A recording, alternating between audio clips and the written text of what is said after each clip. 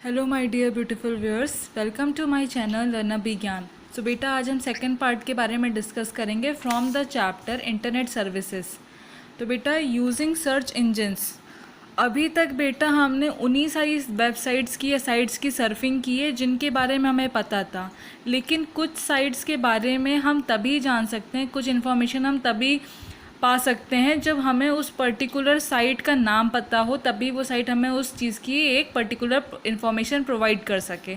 और इस केस में आप वेब सर्च का इस्तेमाल करते हो, उसके यूज़ से आप किसी भी एक्यूरेट साइट पे इजीली पहुंच सकते हो। आप इसमें मोस्टली सर्च इंजन्स का यूज़ करते हो, जो कि आपको एक इन्फॉर्मेशन कलेक्ट करने के लिए पूरी अपॉर्चुनिटी देता है। सर्च इंजन एक तरीके का आपका प्रोग्राम होता है जो सर्च करता है आपके डेटाबेस के थ्रू, और फिर वो आपको एक पर्टिकुलर वेब पेज, एक पर्टिकुलर इन्फॉर्मेशन पे पहुंचा देता है। Finding information using a search engine. बेटा, ये जितनी भी लिस्ट लिखी है, Google, Bing, Yahoo search, Ask, AOL, Wow, ये सब हमारे एक पॉपुलर सर्च इंजन्स हैं जो कि हमारे वेब पे प्रेजेंट हैं। बेटा, आप सबको पता है कि कोई भी चीज़, कोई भी इन्फॉर्मेशन किसी भी टॉपिक के बारे में आप कैसे सर्च करते हो। आपकी इस IT बुक में आपको बिंग www.bing.com के बारे में दिखाया गया है। उसी तरीके से आपका गूगल भी, जो आपका मोस्ट पॉपुलर है, तो उसने क्या किया है, उस होम पेज पे गया है, सर्च इंजन में गया है, उसने कंप्यूटर साइंस से रिगार्डिंग एक इन्फॉर्मेशन के बारे में सर्च किया है, फिर उसने यहाँ पे सर्च पे क्लिक कर दिया है, तो उसको कंप्यूटर साइंस के रिगार्डिंग यहाँ पे उसको सारी इन्फॉर्मेशन मिल गई उसके विकीपीडिया पेज पे, चाहे कोई भी वेबसाइट हो वो। तो इसके थ्रू आप किसी भी इन्फॉर्मेशन के बारे में सर्च कर सकते हो। आपको बेटा ये सारे स्टेप्स आने चाहिए लिखने की। आप होम पेज पे जाओगे, सर्च इंजन में अपनी इन्फॉर्मेशन डालोगे, सर्च करोगे, ये स्टेप्स आपको आने चाहिए, एग्ज़ाम्स में ये पूछे जाएंगे। तो बेटा, ये आपके सर्च इंजन्स कैसे वर्क करते हैं, आज हम इस बारे में डिस्कस करेंगे। आपके जो भी सर्च इंजन्स होते हैं वो इन 3 एलिमेंट्स के साथ वर्क करते हैं। आपका स्पाइडर्स और web crawler, indexing software and database, and search algorithm. इन्हीं के ऊपर डिपेंड करता है आपका सर्च। आपका जो स्पाइडर और वेब क्रॉलर या बूट्स या एजेंट्स, ये आपका एक तरीके का प्रोग्राम होता है, ऑटोमेटेड स्क्रिप्ट होती है विच ब्राउजेज दी www इन ऑटोमेटेड मैनर। वो डायरेक्टली आपको www से लिंक कर देती है। बेटा, इसमें स्पाइडर का क्या काम होता है? स्पाइडर जो होता है वो आपको अप टू डेट का डेटा प्रोवाइड करता है। मींस जो data up to date present है आपकी साइट्स पे वो प्रोवाइड करता है। वेब क्रॉलर का काम क्या होता है कि ये आपके विजिटेड पेज की एक कॉपी अपने पास सेव कर लेता है, जिससे कि आप फिर से अगर उस इन्फॉर्मेशन के बारे में सर्च करोगे तो आपको तुरंत एफिशिएंट एंड फास्ट मैनर में वो सारे सर्चेस आपको प्रोवाइड कर देगा। आप बेटा इस इमेज से समझ सकते होगे, ये आपके पूरे इंटरनेट में जितने भी डॉक्यूमेंट्स होता है उन सबको कॉम्ब कर देता है। मीन्स पूरा एक तरीके के स्पाइडर की तरह एक पूरा वेब बना देता है, और आपको वही इन्फॉर्मेशन देता है जो सबसे ज़्यादा लोग जिस इन्फॉर्मेशन को देखते हैं, सर्च करते हैं, उससे जुड़ते हैं। Indexing software and database. बेटा, इंडेक्सिंग सॉफ्टवेयर क्या करता है, आपकी इन्फॉर्मेशन को एक्सट्रैक्ट करता है। कहाँ से? आपके डॉक्यूमेंट से, जो कि आपके स्टोर हैं आपके डेटाबेस में। इसका बेसिकली काम क्या होता है कि ये एक नेट बना देता है और आपके डॉक्यूमेंट्स को, आपके वेब एड्रेस को, आपके जितने भी जो सर्च इंजन्स का आप इस्तेमाल करते हो, यूज़ करते हो, उनको कलेक्ट करता है और इसी के अकॉर्डिंग वो इंडेक्सिंग करता है सॉफ्टवेयर की। तो आप उस वेब एड्रेस पे पहुंच जाते हो। वेब एड्रेस पहुंचने के लिए आपको URL की ज़रूरत होती है। URL का फुल फॉर्म होता है यूनिफॉर्म रिसोर्स लोकेटर। इसका यूज़ करके आप उस पर्टिकुलर एड्रेस पे, इंडेक्स पे आप पहुंच जाते हो जो ऑलरेडी प्रिपेयर्ड होते हैं। अब हम बात करते हैं सर्च एल्गोरिथम की। मोस्ट इम्पॉर्टेंट है, आपको हमेशा पता होना चाहिए, जो हमारा गूगल, जो सबसे मोस्ट पॉपुलर हमारी साइट है, वो सर्च एल्गोरिथम के ऊपर ही आपको सर्चेस प्रोवाइड करती है, इंफॉर्मेशन प्रोवाइड करती है। बेसिकली सर्च एल्गोरिथम का काम ये होता है कि आपको वेबसाइट की एक बहुत अच्छी क्वालिटी प्रोवाइड करता है। बेटा, ये एक तरीके का प्रोसेस होता है जिसमें आप अपने इन्फॉर्मेशन को डिलीट करके फिर उसको रिट्रीव कर सकते हो, और आपके जितने भी डेटा होता है उसको एक ऑर्डर्ड और एक मीनिंगफुल मैनर में वो अपने पास सेव रखता है। फॉर एग्ज़ाम्पल समझ लीजिए आपको किसी डॉक्टर को दिखाना है, तो आपने अपने नियर बाई का एड्रेस डाला, तो वो आपको उन हर जगह का आपको एक सर्च इंजन, एक लिंक प्रोवाइड करेगा जिससे आप उस डॉक्टर को कॉल भी कर सको, उसका एड्रेस भी जान सको, गूगल मैप के थ्रू आप उस डेस्टिनेशन पे पहुंच भी सको। तो ये सारे तरीके होते हैं। बेटा ये पूरा टॉपिक आपका एग्ज़ाम में आ सकता है, स्पेशली वाइवा में तो पूछा जा सकता है, तो प्लीज़ थोड़ा सा ध्यान से जितना मैंने बोला है बस उतना ही पढ़ लीजिएगा, बहुत अच्छे नंबर मिल जाएंगे आपको। बेटा आपको कुछ सर्चिंग टिप्स पता होनी चाहिए जिससे कि आप इफ़ेक्टिवली सर्च कर सको अपने डिज़ायर्ड इन्फॉर्मेशन के बारे में। तो इसके लिए आपको एक आर्ट ऑफ फ्रेमिंग आना चाहिए कि आप अपने सर्च को कैसे फ्रेम कर सकते हो जिससे कि आपको एक डिज़ायर्ड इन्फॉर्मेशन मिले। इसके लिए कुछ यहाँ पे 6 टिप्स दी गई हैं जिनके बारे में मैं डिस्कस करूँगी। तो पहली आपकी टिप है, गूगल से कभी भी क्वेश्चन मत आस्क करिए। आपने लिख दिया who is the home minister of India, अब गूगल क्या करेगा कि वो आपको हमेशा एक यूज़लेस टाइप के मैचेस प्रोवाइड करेगा, क्योंकि वो क्या करेगा सारी चीज़ों को अलग अलग कर देगा, जैसे हु को, होम को, मिनिस्टर को, इंडिया को, सबको सेपरेटली डिस्प्ले कर देगा। और जो आपने उसमें कॉमन वर्ड्स यूज़ किए हैं जैसे कि इज़, द, इन सबको क्या कर देगा, वो ड्रॉप कर देगा, मीन्स हटा देगा। तो कभी भी गूगल से क्वेश्चन मत करिए। इससे क्या होता है ना बेटा, आपको वो 50 टाइप की लिस्ट देने लगता है, आपको एक्यूरेट नहीं बताता है कि इस करंट टाइम पे कौन है प्राइम मिनिस्टर या होम मिनिस्टर। तो इसीलिए आपको आस्क नहीं करना है क्वेश्चन उससे। अब आप जैसे किसी बुक के बारे में पढ़ रहे हो, ठीक है, तो उसको एक कोट्स के फॉर्म में उसको लिख दीजिए। जैसे कि यहाँ पे फॉर एग्जांपल दिया गया है गॉड ऑफ स्मॉल थिंग्स, तो ये एक तरीके का बुक का टाइटल का नाम है, तो उसने उसको कोटेशन मार के अंदर लिख रखा है।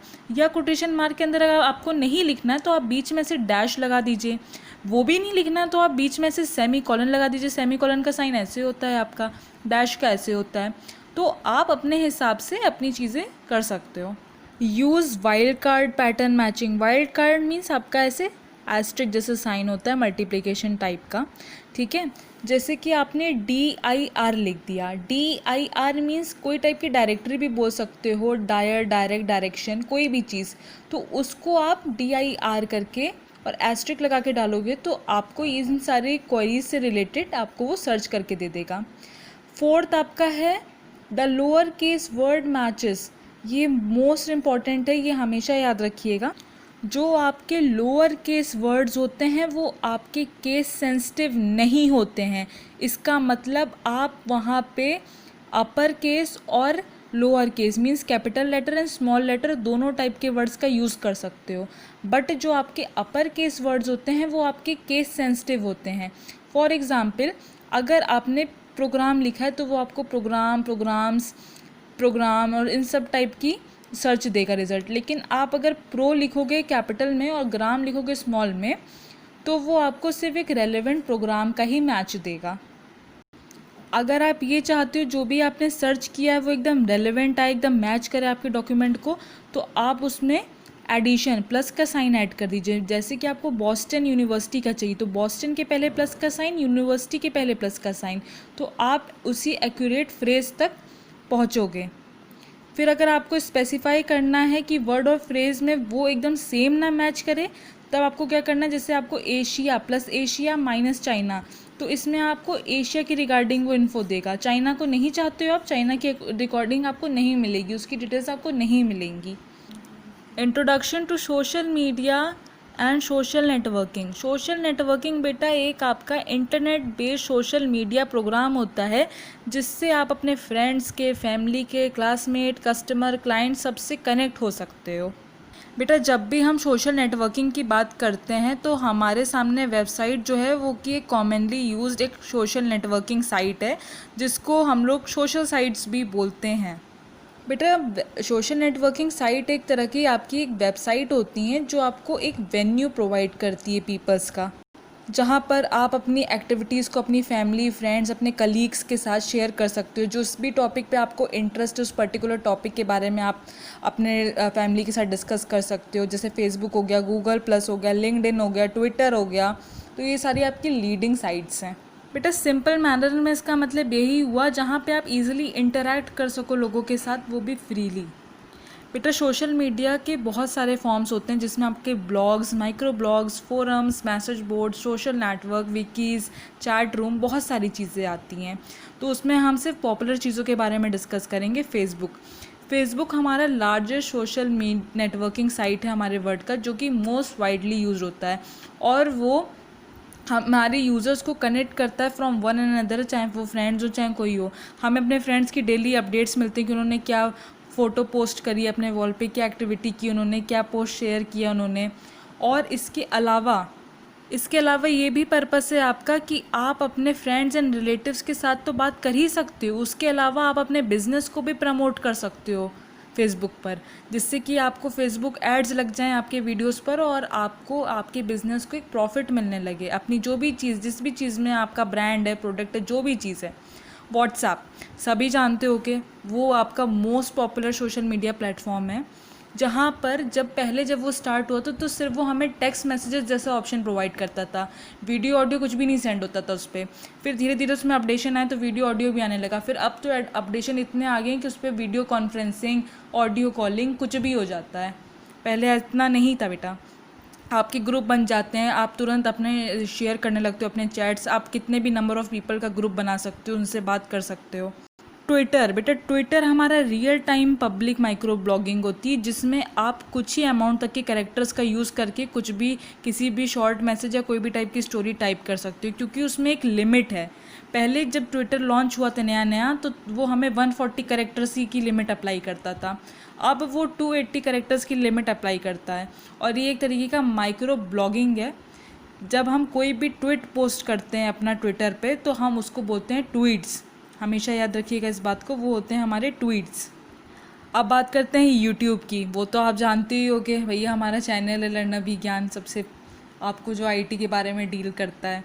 तो उस पे आपके 1 बिलियन वेबसाइट विजिटर हैं जो कि पर मंथ विज़िट करते हैं आपकी वेबसाइट को, जहाँ पे आप अपने अपने लाखों करोड़ों वीडियो को आराम से ऑनलाइन शेयर कर सकते हो और उनको एकदम पॉपुलर कर सकते हो, जो कि जो मोस्ट सीन वीडियोस होते हैं लोगों के बीच में। अब हम बात करते हैं मोस्ट इम्पॉर्टेंट टॉपिक के, डिजिटल इंडिया। बेटा डिजिटल इंडिया एक एम्बिशियस प्रोजेक्ट है आपकी गवर्नमेंट ऑफ इंडिया की तरफ से, जो कि ये चाहता है कि उनकी कंट्री डिजिटली एम्पावर्ड हो जाए इस फील्ड ऑफ टेक्नोलॉजी में। ये कब लॉन्च हुआ है, इसकी डेट हमेशा याद रखिएगा, 1 जुलाई 2015। बेटा डिजिटल इंडिया का सिर्फ यही एम है कि हर सिटीज़न को एक इलेक्ट्रॉनिक चीज़ को अच्छे से तरीके से उसको यूज़ करना आ जाना चाहिए। इंटरनेट कनेक्टिविटी आपकी अमंग ऑल ओवर द पूरी कंट्री में हो जाए और अच्छी स्पीड में अच्छे तरीके से हो जाए। यही एक ऑलमोस्ट एक मोटिव है उनका। डिजिटल इंडिया बेटा एक प्रोग्राम है आपकी गवर्नमेंट ऑफ इंडिया की तरफ से, जो ट्रांसफॉर्म करता है आपके इंडिया को एक डिजिटली एम्पावर्ड सोसाइटी में और नॉलेज इकोनॉमी में। इसका बेटा इनिशिएटिव यही था जब स्टार्ट हुआ था कि वो हमें कनेक्ट कर सके हमारे रूरल एरियाज़ में भी with the high speed of internet. और ये कंसिस्ट करता है हमारे 3 कोर कंपोनेंट्स। पहला है हमारा development of secure and stable digital infrastructure. कोई भी चीज़ हम इंटरनेट पे करें तो वो सिक्योर और स्टेबल हो। डिलीवरी गवर्नमेंट सर्विसेज डिजिटली, मतलब किसी भी गवर्नमेंट की कोई भी स्कीम आ रही है तो आपको वो चीज़ आप तक पहुँचे, आपको ये ना हो कि आपको पता ही ना लगे कि कौन सी स्कीम कब आ रही है। And universal digital literacy means आपकी लिटरेसी रेट, जो लोग हैं आपकी, बहुत आप देखते होंगे आप जो पढ़ेंगे, एम्प्लॉयमेंट जब आपका होएगा, जब आपको मिलेगा तभी तो आपकी अच्छी नॉलेज बढ़ेगी। अगर आप पढ़ोगे नहीं तो आप इलिटरेट हो जाओगे, तो लिटरेसी रेट भी बढ़ेगा, क्योंकि लोगों को चलाना आएगा अगर कोई भी चीज़ ऑनलाइन, तो वो अपने बिजनेस, अपने ब्रांड्स, अपने प्रोडक्ट्स का प्रमोशन कर सकते हैं। बेटा इसका ऑब्जेक्टिव मैंने आपको फिर बताया है, इसका सिर्फ ऑब्जेक्टिव ये है कि इंश्योर करना चाहते हैं कि गवर्नमेंट सर्विसेज सबके, हर इंडियन के पास अवेलेबल हो इलेक्ट्रॉनिकली। रूरल एरियाज़ में हाई स्पीड इंटरनेट आ सके, इम्प्रूव कर सकें हम अपने इंडिया के ऑनलाइन इंफ्रास्ट्रक्चर को, और हम इंक्रीज़ कर सकें अपने इंटरनेट की कनेक्टिविटी को ऑल ओवर द इंडिया। यही मेन आपका मोटिव है डिजिटल इंडिया का। बेटा 9 पिलर्स क्या हैं डिजिटल इंडिया के? मोस्ट इंपॉर्टेंट है, हमेशा याद रखिएगा, ब्रॉडबैंड हाईवे। आपके हाईवे पे अभी आप देखते हो कि बहुत सारे आपके फेमस कॉम्प्लेक्स हैं, मार्ट्स हैं, कोई भी प्लेसेस हैं, वहाँ पे ब्रॉडबैंड लग गया है। यूनिवर्सल एक्सेस टू फ़ोन हो गया, कोई भी कहीं पे भी बात कर सकता है आपका। पब्लिक इंटरनेट भी है, पब्लिक भी इंटरनेट यूज़ कर सकती है कि कहीं पे भी हाईवेज़ पे लगा है। ई गवर्नमेंट्स मीन्स इलेक्ट्रॉनिक गवर्नमेंट्स हो चुकी है, आप हर चीज़ अपनी ऑनलाइन सबमिट कर सकते हो, ले सकते हो। आपकी ई क्रांति होगी, मीन्स आपकी इलेक्ट्रॉनिक डिलीवरी भी हो जाती है आपकी सर्विसेज की। सारी चीज़ें आपकी आईटी की खूब सारी जॉब्स अवेलेबल हैं, आपकी अर्ली हार्वेस्टिंग हो जाती है प्रोग्राम्स की। Information to all for all, मतलब कोई भी इंफॉर्मेशन पढ़ सकता है, जानकार बन सकता है और सब चीज़ें पा सकता है। बेटा अब हम बात करते हैं कॉमन डिजिटल इंडियन सर्विसेज के, उनके क्या इनिशिएटिव्स हैं। पहला चीज़ है डिजिटल लॉकर। लॉकर मीन्स हमारे जितने भी इंपॉर्टेंट डॉक्यूमेंट्स हैं जो कि डिजिटली हमारे सेव हैं, हम उन चीज़ को अच्छे से सेव एंड सिक्योर रख सकें।